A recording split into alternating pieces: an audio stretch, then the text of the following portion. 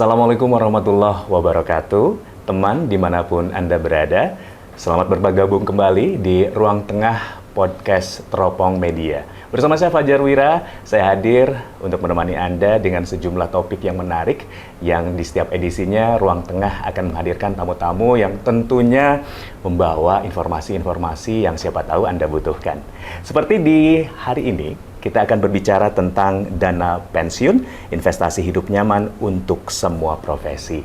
Seperti kita tahu, teman, bahwa yang namanya pensiun bisa jadi juga merupakan sebuah keniscayaan, ya. Untuk Anda yang berpikir bahwa pensiun itu hanya milik PNS atau mereka-mereka yang bekerja di sebuah perusahaan, itu ternyata bisa dikatakan salah juga. Karena Anda yang seorang pewirausaha pun tentunya membutuhkan dana pensiun karena tidak selamanya kita bisa bergantung kepada keluarga ataupun orang-orang terdekat. Nah, seperti apa pengelolaan dana pensiun yang harusnya kita bisa lakukan agar hidup kita lebih aman, nyaman, dan juga tentram? Kita akan berbincang dengan tamu-tamu saya dari Otoritas Jasa Keuangan. Sudah hadir di samping saya ada Ibu Utari Ningsih Putri Wiryo Haryono. Beliau adalah dari pengawasan Lembaga Jasa Keuangan 5. Halo, Teh Utari aja saya panggil. Iya, siap, Pak. Saya panggilnya Akang atau Bapak nih? Saya Om aja. Akang aja lah kita ya. Oke. Teh Utari gimana kabarnya, sehat Teh? Alhamdulillah sehat. Masih dalam kesibukan mengawasi dan lain sebagainya ya Teh ya? Masih tentu saja. Capek nggak sih Teh jadi pengawas? Kalau dibilang capek ya pastinya capek ya. Iya. Industrinya cukup banyak. Tapi menyenangkan ya Teh ya? Menyenangkan. Baik. Selain Teh Utari ada juga Muhammad Badar atau Kang Badar yang juga sudah hadir. Kang Badar, terima kasih juga sudah hadir. Beliau ini adalah Asisten Manajer Pengawasan Perilaku PUJK Edukasi dan Perlindungan Konsumen. Ya. Ini title-nya banyak. Terlalu banyak ya? Tugasnya panjang juga kelihatannya. Ya, begitulah Kang Fajar. Tapi di sore hari ini kita berbicara mungkin akan lebih ke edukasinya ya Kang Badar ya? Edukasi. Oke. Kita mencerdaskan masyarakat aja. Nah, itu dia tugasnya berat, tugasnya yang memang dibutuhkan agar masyarakat tercerahkan. Iya. Baik. Kang Badar dan juga Teh Utari, kita berbicara tentang dana pensiun. Tapi sebelum kita masuk ke perbincangan inti kita mengenai hal ini, mungkin bisa dijelaskan kembali seperti apa OJK itu. Walaupun teman-teman OJK sebetulnya bukan pertama kali hadir di Ruang Tengah Podcast Teropong Media, tapi tidak ada salahnya kita refresh kembali. Mangga, dari Teh Utari mungkin silakan bisa menjelaskan lebih lanjut tentang OJK. Mangga.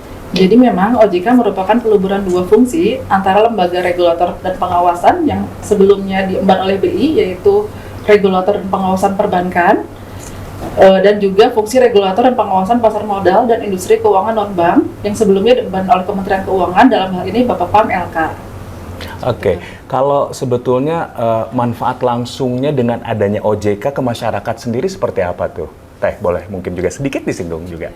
Kalau dulu misalnya di BI dan Bapepam LK itu kan hanya fungsi regulator dan pengawasan. Nah, kalau di OJK ini ada fungsi yang baru, yaitu keedukasi dan perlindungan konsumennya, seperti itu kan. Jadi memang berbicara tentang edukasi dan juga perlindungan konsumen ini mungkin juga terasa sekali ke masyarakat ya, betapa OJK memiliki peran penting untuk masyarakat itu sendiri.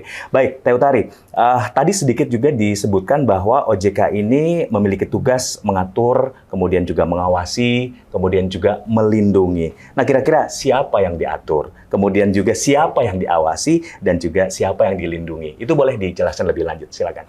Oke, baik Kang. Jadi memang sesuai dengan amanat undang-undang kan fungsi OJK itu mengatur ya. Jadi OJK itu menerbitkan pengaturan, kemudian juga mengawasi, kemudian memproses izin usaha sampai dengan misalnya ada yang dicabut izin usahanya. Itu siapa saja yang diatur, diawasi dan dilindungi? Yang pertama ada bank. Seperti kita tahu bank memang ini ya badan usaha yang menyimpan, menghimpun dana dari masyarakat dalam bentuk simpanan, kemudian menyalurkannya dalam bentuk kredit ataupun dalam bentuk lain untuk meningkatkan taraf hidup rakyat banyak.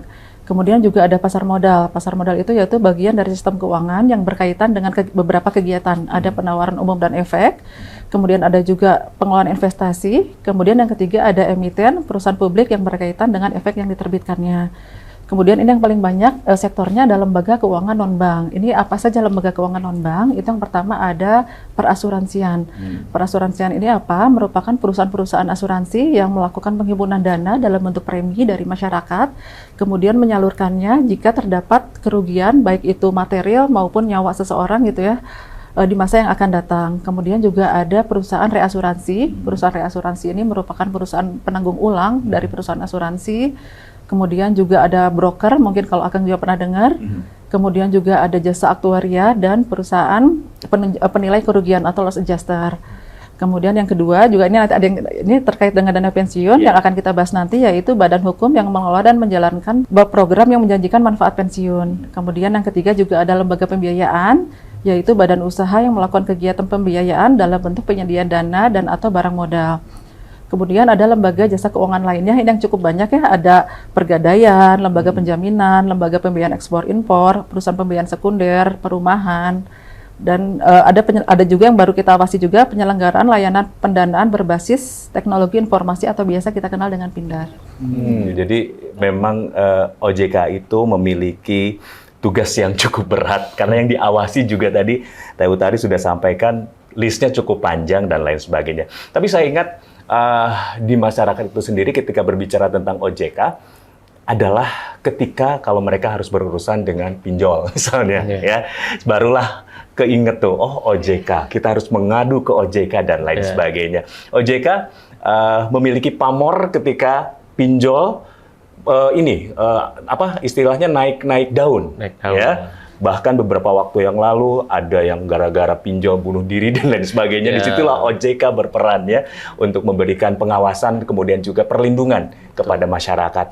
Nah, di luar itu sebetulnya OJK juga memiliki satu peran yang tadi seperti Teh Utari sampaikan adalah salah satunya mengawasi tentang mereka-mereka yang terkait dengan dana pensiun.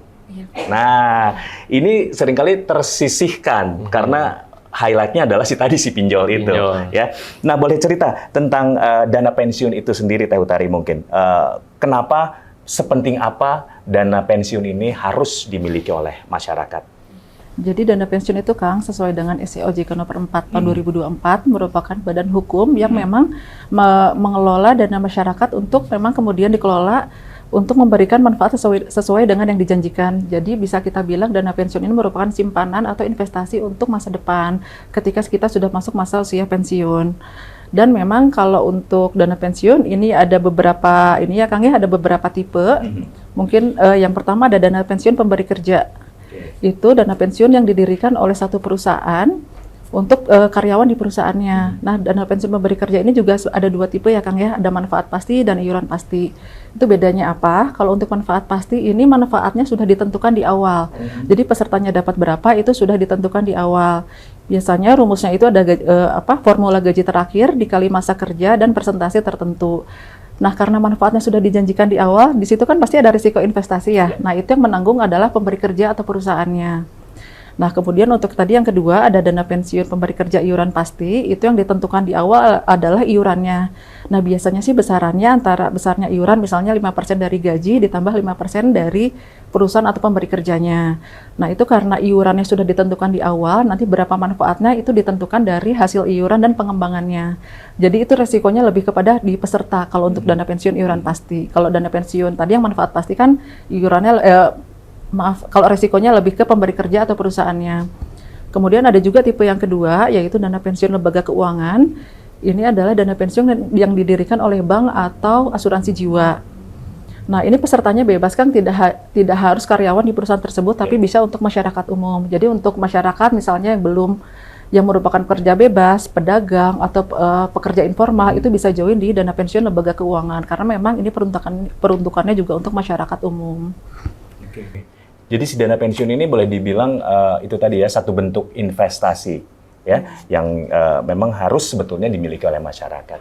Dan satu hal lagi kalau melihat dari faktanya Teh Utari, apakah dari Teh Utari sendiri mewakili OJK begitu sudah sedemikian sejauh mana sebetulnya kesadaran masyarakat untuk menyiapkan si dana pensiun ini? Ya, memang kan kalau misalnya kita lihat data dari survei literasi nasional inklusi dan SNLIK itu tahun 2025 memang kita melihat kalau untuk literasi sendiri ada di angka 66%, untuk inklusinya ada di angka 80%. Ini memperlihatkan memang ada gap, Kang, antara tingkat literasinya masyarakat dengan jumlah yang dimiliki. Jadi memang banyak masyarakat yang sudah mempunyai produk keuangan tapi tidak bisa atau tidak mengerti produk itu penggunaannya untuk apa, seperti itu. Dan memang faktanya kalau kita lihat jarang ada masyarakat yang memang peduli untuk nanti hidup di masa yang akan datang gitu ya. Jadi memang lebih ke yang saat ini sudah cukup gitu, yang nantinya nanti tentunya kan kita juga sebagai orang tidak mau nanti anak kita menjadi sandwich generation ya. Betul. Yang dia harus menghidupi biaya hidup yang semakin berat tapi juga harus menghidupi orang tua kemudian anak. Nah, jadi mungkin pentingnya dana pensiun lebih ke situ. Oke, jadi boleh dibilang masyarakat masih mendapatkan, istilahnya masih memiliki literasi yang masih rendah ya terkait dana pensiun. Jadi dana pensiun ini boleh dibilang juga nggak jadi satu prioritas untuk mereka ya. Karena mungkin juga ada yang berprinsip, ntar juga anak ngebiayain, santai aja kali gitu kan.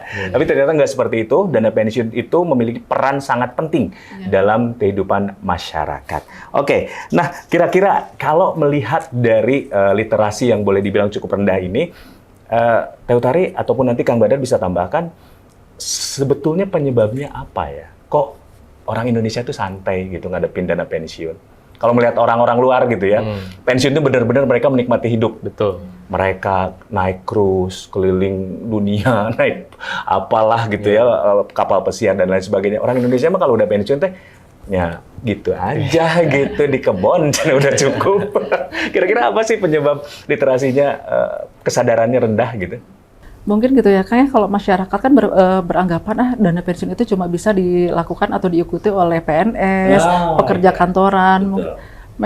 Memang masih banyak masyarakat yang belum teredukasi bahwa siapapun bisa ikut dana pensiun, seperti itu.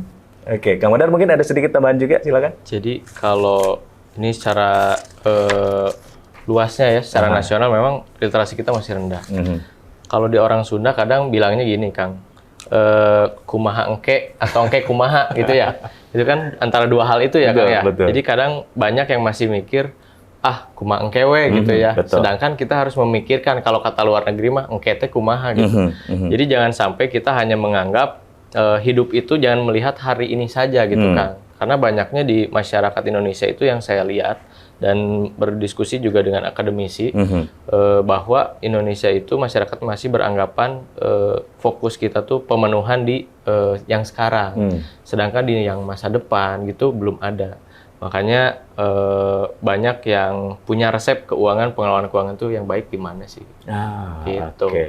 Berarti memang kaitannya juga sama literasi tentang finansial itu sendiri ya, Kang ya? Betul. Karena banyak orang juga termasuk saya masih nggak terlalu mikirin tuh tentang literasi keuangan tuh seperti apa, kemudian pengetahuan tentang pengelolaan keuangan yang baik dan benar itu seperti apa. Betul. Yang penting menghitung berapa masuk, berapa keluar, ada sisa buat nabung. Betul. Jadi nabung kadang-kadang nggak prioritas. Masih mending ya. Oh, masih kalau mending, ya? masih mending kan kalau ngitung nabung masuknya berapa gitu ya, masuk berapa, keluar berapa. Kadang nggak dicatat.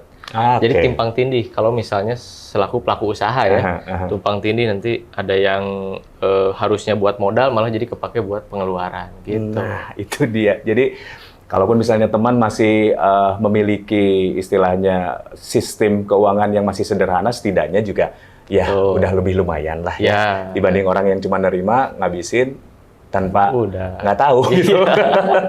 Nah, ini yang justru berbahaya teman kalau kita berbicara tentang kebiasaan begitu ya. Mungkin Anda, saya termasuk orang yang istilahnya memang tidak terlalu berpikir jauh tentang dana pensiun. Ternyata sudah dijelaskan tadi oleh Teh Utari dan juga Kang Badar dari OJK bahwa betapa pentingnya untuk memiliki secure dalam urusan keuangan, termasuk si dana pensiun ini. Nah, kita berbicara tentang manfaat dari si dana pensiun itu sendiri. Mungkin Kang Badar bisa jelaskan juga manfaat dari dana pensiun agar masyarakat juga semakin, oh iya ya benar, manfaatnya banyak ternyata. Betul. Silakan. Baik, teman. Jadi di sini kan kita sharing ya, Kang Fajar. Nah, saya di sini mungkin memang terlihat muda, Kang ya, belum mau pensiun. Tapi saya juga dapat informasi sharing dari senior saya, dari orang tua saya, dari keluarga saya. Jadi di OJK itu, Kang, udah ada pimpinan kami yang pensiun, Kang. Nah, beliau itu punya dana pensiun tidak hanya satu ternyata, Kang. selain dari yang diberikan oleh OJK gitu ya, antara pemberi upah dan juga yang mandiri, beliau juga ternyata punya dana pensiun sendiri. Nah, manfaatnya apa gitu ya? Nah, ini manfaat yang memang sudah dirasakan oleh beliau gitu. Beliau itu bisa dapat gaji lah kalau kita bilang ya tiap bulan. Padahal udah pensiun, nggak kerja nih. Jadi tanpa hasil usaha, tanpa usaha apapun, dia selalu dapat uang itu tiap bulan. Memang cara pencairan pensiun ini bisa dua. Apakah diambil sekaligus, tapi maksimal 50% ya, nanti selebihnya dibayarkan bulanan. Atau memang inginnya dibayarkan bulanan terus, supaya seolah-olah mendapatkan gaji gitu. Nah, ini penting teman, karena menurut kami, nanti betul tadi, jangan sampai menjadi sandwich generation ya, untuk anak-anak kita gitu ya, atau saudara-saudara kita gitu. Jadi harapannya, kita hidup di masa tua itu, betul kata Kang Fajar tadi, bisa menikmati hidup ya. Jangan sampai kita di usia tua itu harus tetap bekerja keras ya. Memang bekerja itu tetap ada yang mengerjakan ya, penting gitu ya. Betul. Untuk bekerja. Passionnya di situ, tapi kan dari sisi pemasukan juga harus tetap aman dan nyaman gitu. Betul. Ya. Gitu mungkin dari Teh Utari ada yang ingin ditambahkan manfaat pensiun. Ya, memang itu kalau untuk dana pensiun perlunya, kenapa kita perlu dana pensiun gitu ya, itu untuk menjaga kemandirian kita di masa tua nanti. Kan tentunya kita tidak mau membebani anak, keluarga, ataupun orang lain gitu ya, ketika kita sudah tidak produktif lagi bekerja. Kemudian juga untuk memenuhi kebutuhan hidup kita. Kemudian juga kan kalau kita usia semakin tua, risiko kesehatan juga semakin bertambah ya Kang ya. Dan nah, dana pensiun bisa membantu mencukupi itu Kang. Oke, jadi lagi-lagi ini sebetulnya kaitannya dengan diri kita sendiri ya, yang memang harus prepare sebaik-baiknya untuk menghadapi hari tua. Salah satunya juga karena memang ketika kita sudah tidak produktif, apalagi yang harus kita lakukan begitu. Karena lagi-lagi kebutuhan mah jalan terus. Jalan terus. Kalau misalnya kita udah nggak punya kebutuhan mah nggak masalah, nggak punya dana pensiun ya. Tapi satu hal lagi bahwa seperti disampaikan Teh Utari dan juga Kang Badar, ini juga mungkin jadi pengingat juga bahwa tidak selamanya kita bisa bergantung ke orang lain, teman ya. Ketika usia masih muda, ketika usia masih memungkinkan untuk melakukan segala sesuatu, Anda merasa bahwa wah pasti bisa. Tapi tahulah ya, niscaya karena ke usia tua itu akan bisa hadir kapan saja seiring perjalanan waktu, yang pasti Anda harus juga tidak bergantung lagi ke orang ya. Oke, itu salah satu manfaat dari dana pensiun itu sendiri terkait dengan kesehatan, kemudian juga pemenuhan kebutuhan hidup ya.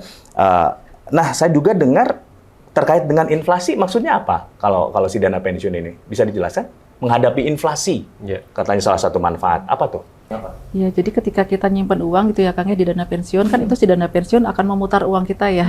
Nah, nanti hasil dari perputaran investasinya berapa itu kan itu pasti akan beriringan dengan laju inflasi ya. Jadi memang uang yang kita bayar nanti akan setara nih dengan apa yang kita dapat di masa yang akan datang. Oke, jadi ini bisa jadi semacam warisan juga ya untuk keluarga gitu ya, si dana pensiun ini ya. Baik, kita lanjut lagi Kang Badar dan juga Teh Utari. Nah, berbicara tentang si dana pensiun ini, gimana caranya supaya kita bisa mulai sadar untuk menyisihkan sebagian dari pendapatan kita? Ya. Jadi kalau dana pensiun ini memang harus disisihkan, bukan disisakan. Sanesesana gitu ya.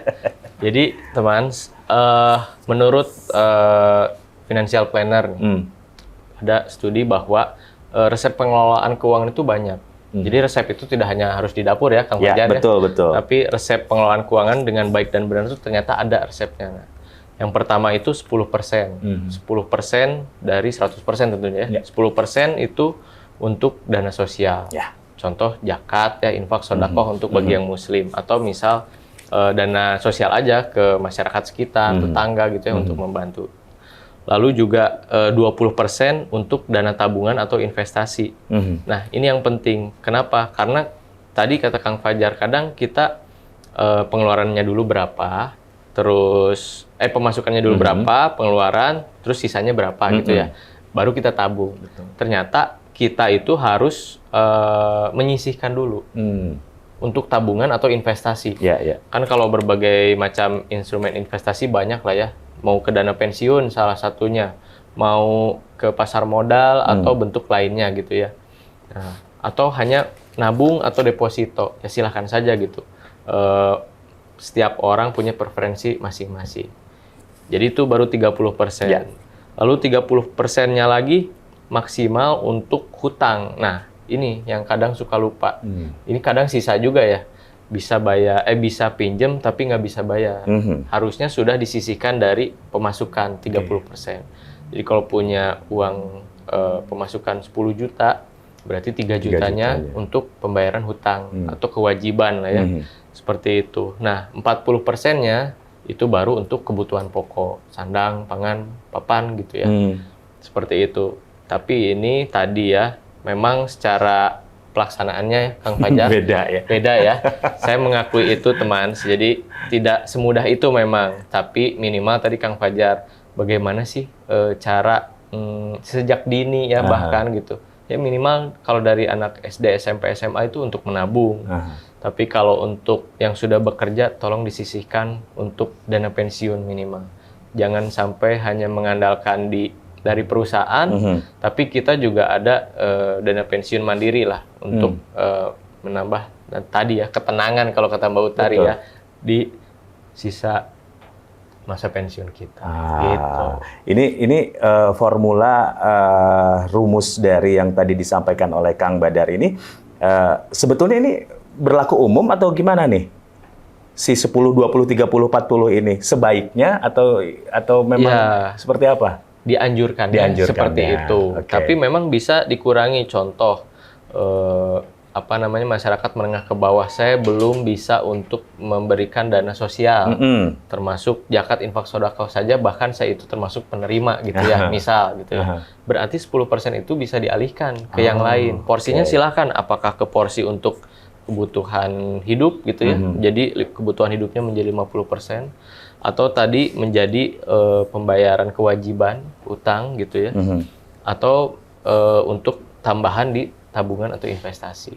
Nah ini memang beragam, tapi minimal kita punya patokan lah. Ini kebutuhan pokok harus ada, tabungan harus ada, sama tadi untuk pembayaran kewajiban harus ada. Jadi minimal 3 itu terpenuhi, Kang. Oke, jadi formulasi ini berlaku universal ya? Universal. Tidak hanya untuk mereka yang memiliki gaji 10 juta, 20 juta, tapi juga yang UMR gitu ya? Bahkan gini, Kang, salah satu contoh, saya itu sering ke desa-desa untuk edukasi keuangan, Kang. Ketemu dengan petani. Nah, petani ini awalnya kita tahun 2022, setelah COVID kan ya, udah mulai bisa edukasi langsung. Kita perkenalkan dengan namanya dana pensiun. Nah, dengan dana pensiun ini, saya bilang ini 50.000 per bulan aja cukup untuk iurannya. Silahkan, nanti ketika usia Bapak pensiun ini bisa diambil. Ternyata pensiunnya itu kemarin 2025 awal. Itu sudah bisa dicairkan. Nah, itu ada dana pengembangannya. Jadi tidak hanya dana tabungan saja yang 50.000 dikali 2 tahun contohnya ya, atau kali 3 tahun. Tapi ada dana pengembangan di situ. Menurut petani itu cukup besar gitu. Jadi hanya 50.000, Kang. Kan kalau punten ya, kalau ada yang merokok gitu ya, kadang kan 50.000 itu 1 bungkus rokok. Betul. Sedangkan ini 1 bulan untuk membayar uang pensiun gitu. Jadi kalangan masyarakat menengah ke bawah sampai siapapun ini boleh pensiun. Jadi tadi kata Mbak Utari, tidak hanya untuk PNS, dan kalau sekarang yang lagi ramai tidak hanya untuk anggota dewan ya. Jadi gitu, dana pensiun itu untuk semua. Iya, betul. Jadi terutama berarti kan perbincangan kita ini juga harusnya bisa lebih mengingatkan, menyadarkan mereka-mereka yang memang tidak memiliki sama sekali dana pensiun ya. Kadang-kadang kan kalau mereka kayak PNS dan juga DPR seperti yang disampaikan oleh Kang Badar tadi, udah ada jaminan mereka mah nggak menyisihkan istilahnya sekian persen untuk dana pensiun, kan mereka udah pasti dapat gitu. Terutama ini yang harus kita sadarkan adalah mereka-mereka yang bekerja di sektor swasta, mereka yang kayak saya nih yang memang sudah tidak bergabung di sebuah perusahaan, harus sudah mikir gitu ya, untuk menyiapkan hal seperti ini. Oke, Kang Badar dan juga Teh Utari, mengenai kebiasaan mengatur keuangan. Nah, ini kan juga tentunya akan berdampak ke stabilitas keuangan itu sendiri. Nah, kira-kira bisa kasih bocoran nggak untuk kita bisa tetap mengatur keuangan ini? Karena kan lagi-lagi kita harus disiplin nih untuk komit dengan 10, 20, 30, 40% ini. Nah, kira-kira seperti apa tuh untuk ininya? Kalau dari OJK ini teman, kita punya tips nih. Ada singkatannya 2K. 2K. 2K. Jadi kita harus melihat kemampuan untuk memenuhi kebutuhan. Jadi 2K ini kemampuan yang pertama, yang kedua itu kebutuhan. Nah, jadi kita kebutuhannya berapa gitu ya. Kalau yang namanya dibilang butuh, segala butuh nggak sih Kang? Iya. Baju, pengen, butuh ya. Antara pengen dan butuh sih sebenarnya. Pengen dan butuh ya. Tapi kadang baju putih udah punya, itu butuh kan. Betul. Tapi pengennya baju putihnya ada 5 kan untuk setiap hari misalnya ganti-ganti. Nah, itu kan bisa dilihat dari kemampuan gitu. Nah selain 2K itu, tapi jangan lupa lihat keinginan gitu. Nanti jadi jangan semua keinginan itu dipenuhi gitu, tapi lihat juga dari kemampuannya. Jadi kunci utamanya kalau menurut OJK itu di kemampuan. Karena banyak juga yang melihat ini butuh, ini butuh, ini butuh gitu, tapi tidak melihat kemampuannya. Jadi kalau bisa ya tadi disisihkan untuk ditabung, di kemudian hari baru dibelikan gitu. Seperti itu Kang. Nah, tapi dalam kondisi seperti sekarang ini di mana konsumerisme masyarakat begitu luar biasa. Kita tahu ya Teh Utari ya, buka HP aja tiba-tiba kita nggak nyari apa-apa, iklannya masuk lagi. Yang nggak pernah kepikir kita mau beli jadi beli. Jadi beli. Udah gitu aplikasi kayak buat belanja segala macam selalu ada kelihatannya. Nah, ini kan jadi cukup berat juga nih orang untuk memisahkan antara ingin dan juga butuh ya. Nah, kalau dari sisi OJK sendiri ada nggak satu upaya gitu untuk menyadarkan masyarakat bahwa belilah, penuhilah segala sesuatu yang memang dibutuhkan, bukan yang diinginkan. Itu gimana?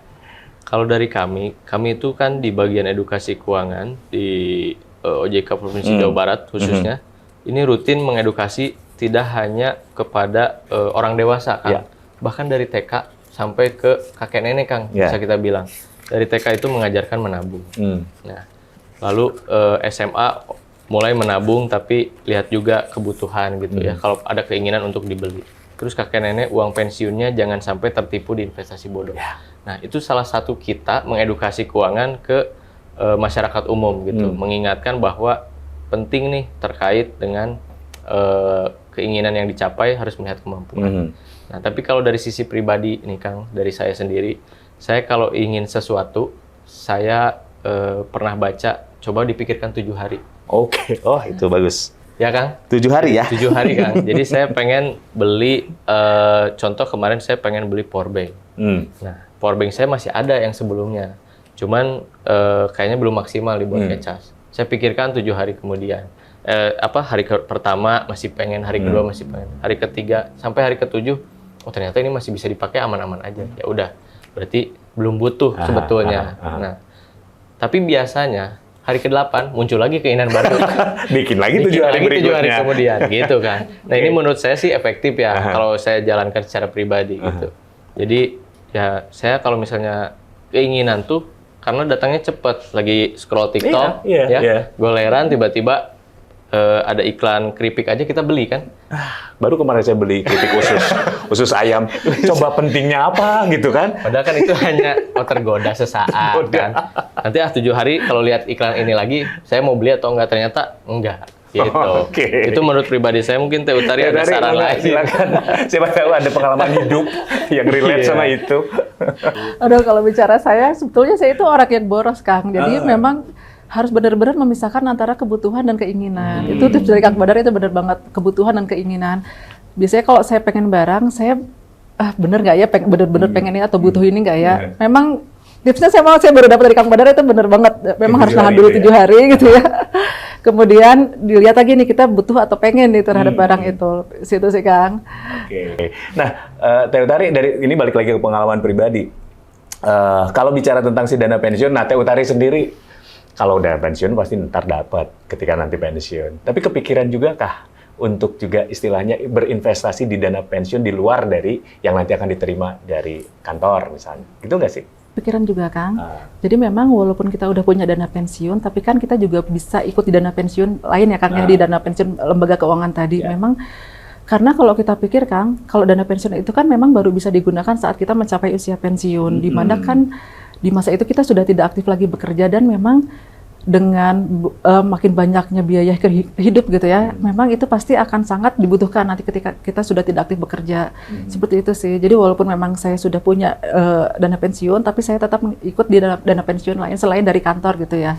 Seperti itu. Nah, teman, mereka aja yang udah jelas dijamin pensiunnya ya, setelah nanti masa pensiunnya tiba, tetap kepikiran untuk melakukan investasi di dana pensiun ini. Apalagi mungkin di antara yang sedang menonton podcast ini, ada yang bekerja di sektor-sektor di luar pemerintahan ataupun juga istilahnya swasta yang tidak memiliki dana pensiun. Masa sih nggak kepikiran untuk berinvestasi di dana pensiun itu sendiri?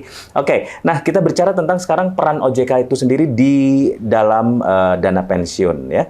Mungkin kembali bisa diingatkan untuk kita semua. Mangga, silakan. Tadi di awal Teh Utari sudah menyampaikan bahwa tugas OJK itu mengatur, mengawasi dan melindungi. Betul. Ya. Nah, semua sektor memang kita atur. Salah satunya dana pensiun. Nah, jadi dana pensiun ini kita atur oleh POJK, Peraturan Otoritas Jasa Keuangan. Semua lembaga perusahaan yang menerbitkan dana pensiun, mau itu di perbankan, mau itu mandiri gitu ya, dana pensiun mandiri, itu harus mematuhi peraturan yang OJK buat. Apa tujuannya? Supaya governance-nya terjaga. Juga dari sisi tingkat kesehatan dana pensiunnya kita pantau.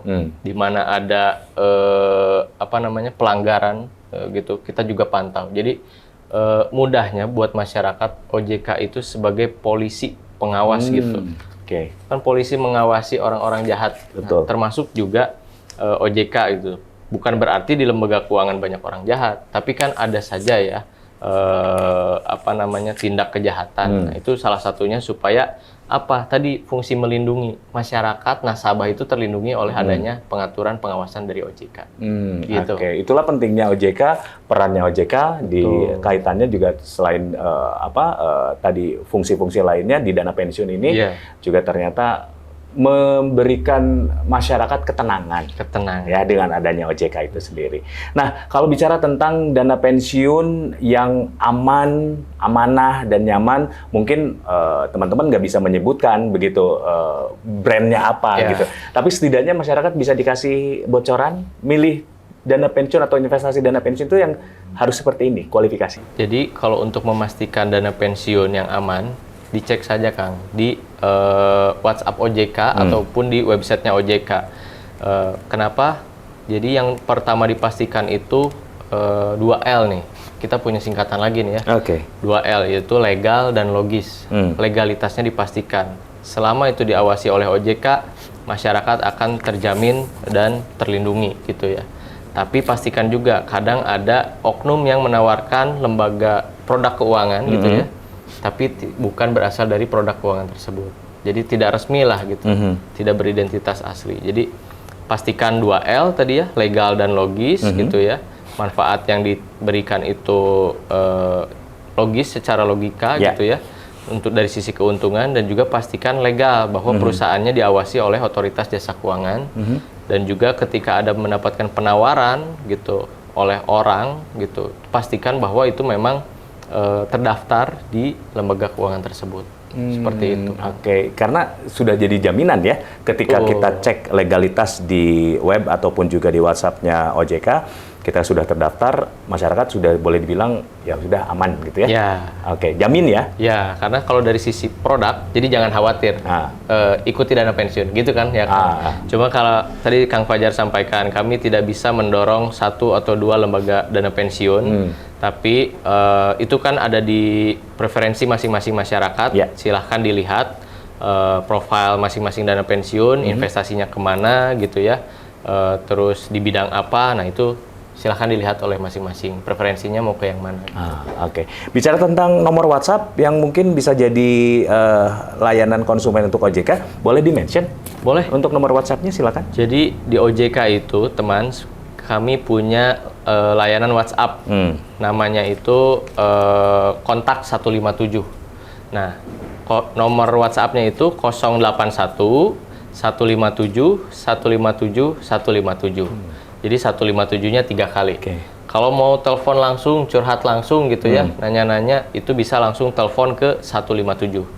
Nah, di WhatsApp itu teman bisa chat langsung, misal contoh Bank X, Bank A, Bank B. Nanti muncul Bank A adalah bank yang diawasi oleh Otoritas Jasa Keuangan.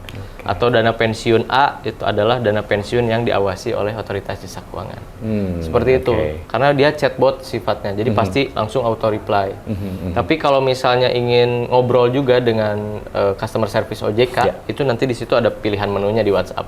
Seperti itu Kang Fajar. Jadi nomornya juga boleh dibilang teman gampang diingat. Sekali lagi nomor layanan konsumen OJK ini di 081 157 157 157 ya. Kemudian kalau mau telepon langsung ke 157. Ya, jadi kalau misalnya ada permasalahan dan lain sebagainya terkait dengan lembaga keuangan, bisa mengadu ke OJK. Betul. Mbak Utiri langsung ngangkat nomor teleponnya. Operatornya kebetulan Kang Badar. Bukan. Baik, tadi sudah dijelaskan oleh Kang Badar ya, agar masyarakat aman dan tidak tertipu ya ketika ingin menginvestasikan sejumlah dananya di dana pensiun. Mungkin Teh Utari bisa tambahkan lagi kira-kira hal apa lagi yang perlu kita perhatikan biar perasaan nyaman dan aman ini juga kita bisa rasakan. Ya, jadi tadi ya Kang ya, ketika kita sudah memilih misalnya dana pensiun mana kita akan berinvestasi, nanti untuk selanjutnya kan biasanya nih dari dana pensiun akan menyampaikan nih nomor rekening mana nanti ketika kita akan membayar iuran. Nah itu perlu dicek ketika misalnya itu nomor rekeningnya adalah nomor rekening pribadi, itu patut dipertanyakan Kang, karena memang harusnya itu atas nama perusahaan atau dana pensiunnya. Kemudian juga kita sebagai konsumen yang rajin scroll HP gitu ya, tentunya kita harus jaga jempol kita nih, jangan sampai ketika misalnya kita scroll ada iklan bahwa dana pensiun ini telah berizin dan diawasi OJK, langsung kita klik kemudian tergiur gitu ya dengan manfaat yang akan kita peroleh nanti. Nah itu juga diharapkan gitu bisa jaga jempol kita nih, jadi jangan asalah kita untuk ngeklik kemudian untuk daftar ke dana pensiun seperti itu. Teh Utari, bicara tentang fungsi dari ataupun tugas dari Teh Utari sendiri mengenai pengawasan, sejauh ini banyak yang masih nakal untuk hal-hal seperti ini. Sebetulnya kalau untuk yang masih nakal itu ada saja Kang gitu ya, makanya memang kalau kita nih melihat simptom atau misalnya red flag gitu ya dari dana pensiun, langsung kita biasanya panggil ketika misalnya kita lihat ada dana pensiun yang mulai agak menyimpang gitulah ya, langsung kita panggil, atau kadang juga sampai ada yang kita kasih surat peringatan gitu Kang. Tapi juga sebetulnya bukan hanya kita lihat pelanggarannya kan, bahkan ketika misalnya investasinya mengalami penurunan, itu biasanya udah mulai kita panggil. Misalnya kita tanya, ini kenapa investasinya bisa turun? Karena kan kita pun mau menjaga masyarakat di masa yang akan datang dapat return yang maksimal gitu ya Kang ya, seperti itu. Oke, kalau dari divisi pengawasan, punishment seperti apa biasanya kalau menghadapi lembaga keuangan yang bermasalah? Tergantung pelanggarannya Kang ya. Jadi terkait pelanggaran memang sudah diatur di POJK-nya masing-masing gitu ya. Misalnya ada keterlambatan penyampaian laporan, itu sudah ada ketentuannya, sanksinya apa yang diberikan seperti itu. Terkait dengan edukasi juga memang dana pensiun itu diwajibkan untuk menyampaikan misalnya laporan edukasi dan literasi, dan ketika tidak dilakukan kita juga akan mengenakan sanksi seperti itu.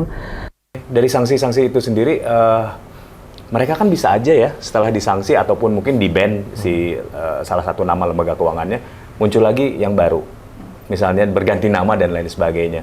Sesulit ataupun semudah apa berganti-ganti nama dari lembaga keuangan dari pengamatan Teh Utari sendiri? Kalau misalnya kita lihat ya Kang ya, memang kalau untuk lembaga jasa keuangan yang sudah dicabut izinnya, dan misalnya kemudian ada yang mengajukan perizinan baru gitu ya, itu pengurus, pemegang saham, pengurus itu dalam arti direksi ya, Dewan Komisaris, bank sahamnya itu kita lakukan FPT Kang, Fit and Proper Test. Jadi memang sebelum mereka bertugas untuk melakukan pengurusan atau pengelolaan terhadap lembaga jasa keuangan, itu kita Fit and Proper Test terlebih dahulu. Kita lihat juga background mereka seperti apa, riwayat pekerjaannya seperti apa, kemudian kemampuannya mereka seperti apa, lebih ke seperti itu. Jadi memang untuk sebelum mereka untuk mengoperasikan suatu perusahaan atau dana pensiun, memang kita Fit and Proper Test terlebih dahulu. Oke. Sejauh mana OJK memediasi ketika terjadi misalnya ada kecurangan-kecurangan?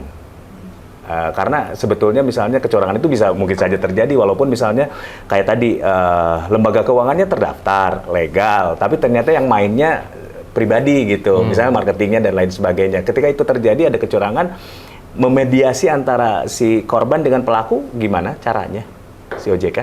Sejauh mana bisa membantunya?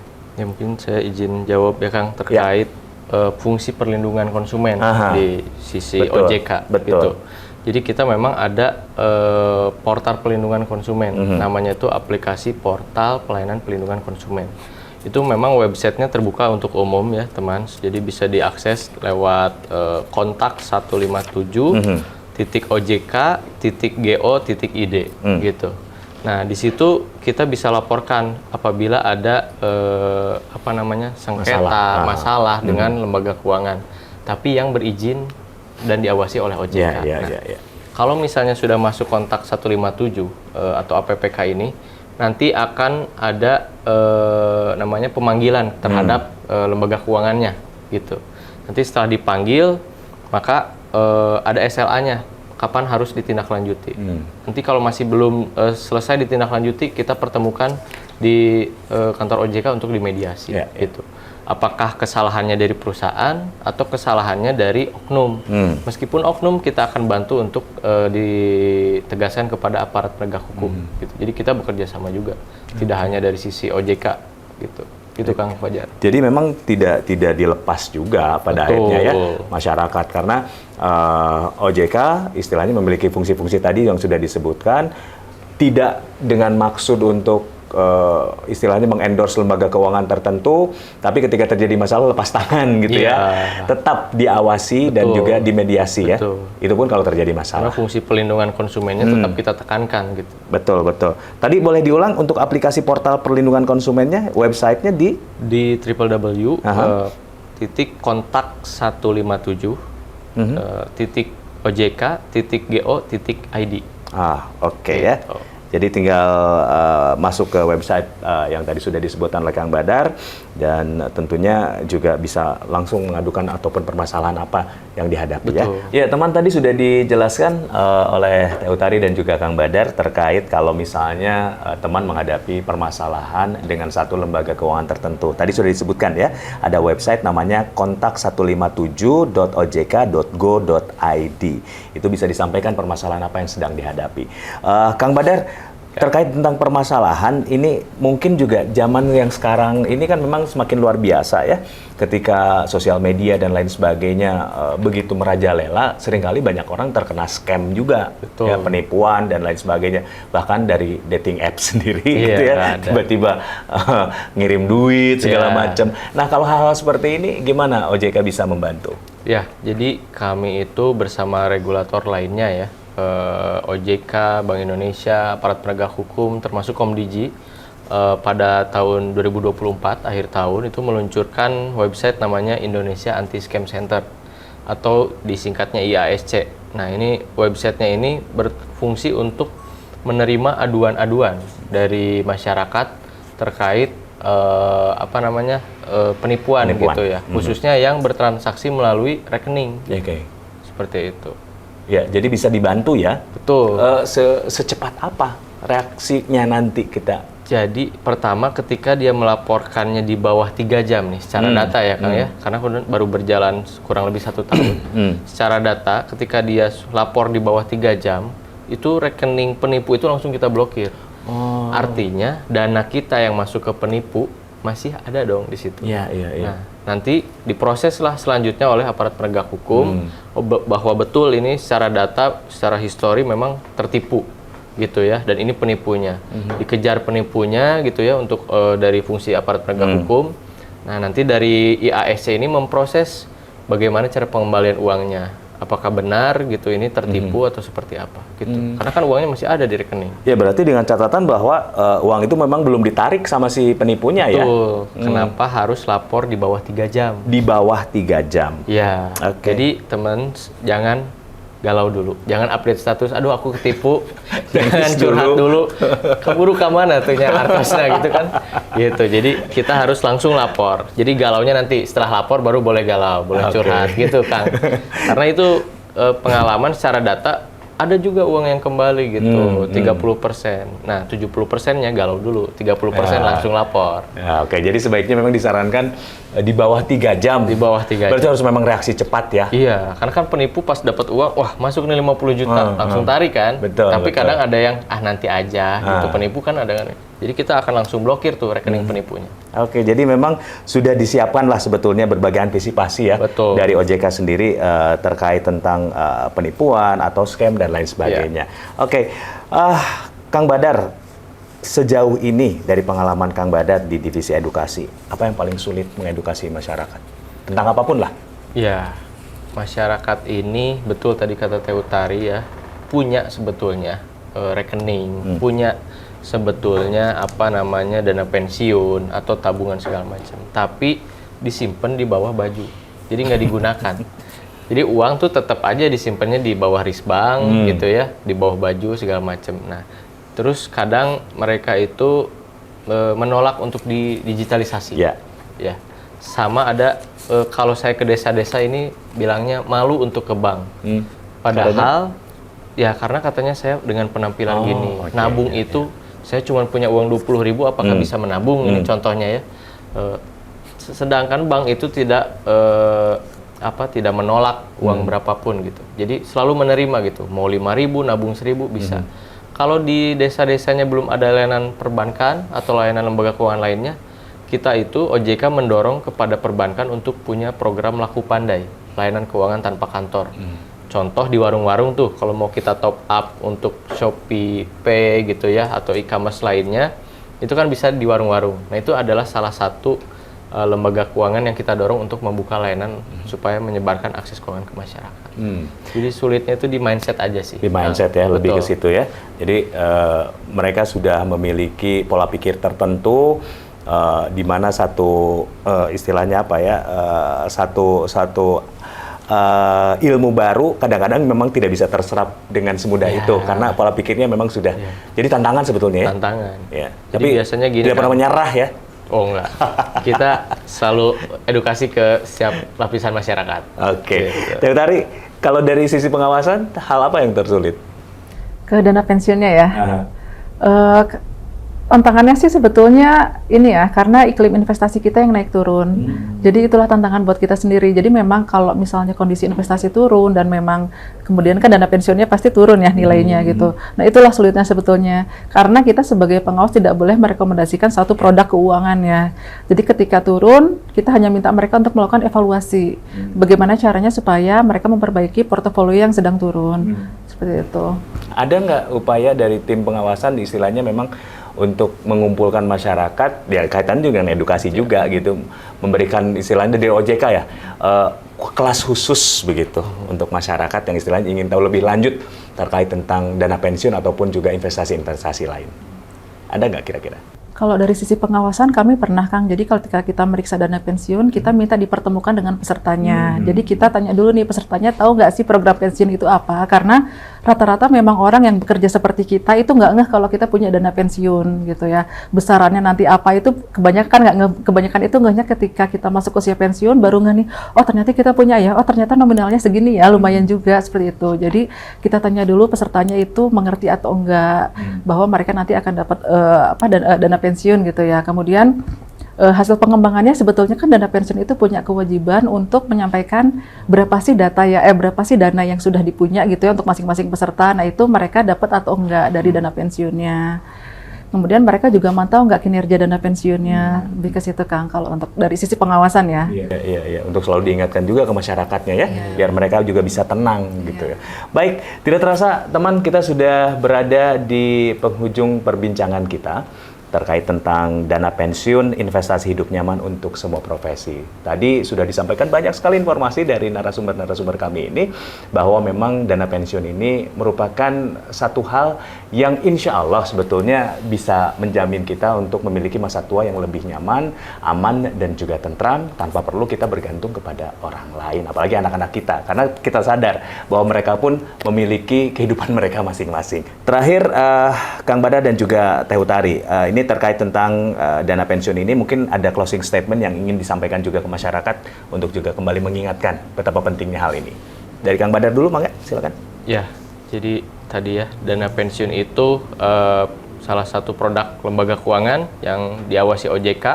Jadi jangan takut, jangan khawatir selama lembaga keuangan tersebut diawasi dan berizin di OJK. Jangan lupa dicek di 081 157 157 157.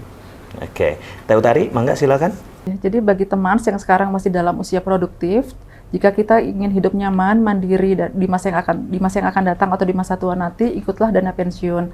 Dan tentu saja ikutlah dana pensiun yang aman, yang terdaftar dan diawasi oleh otoritas jasa keuangan.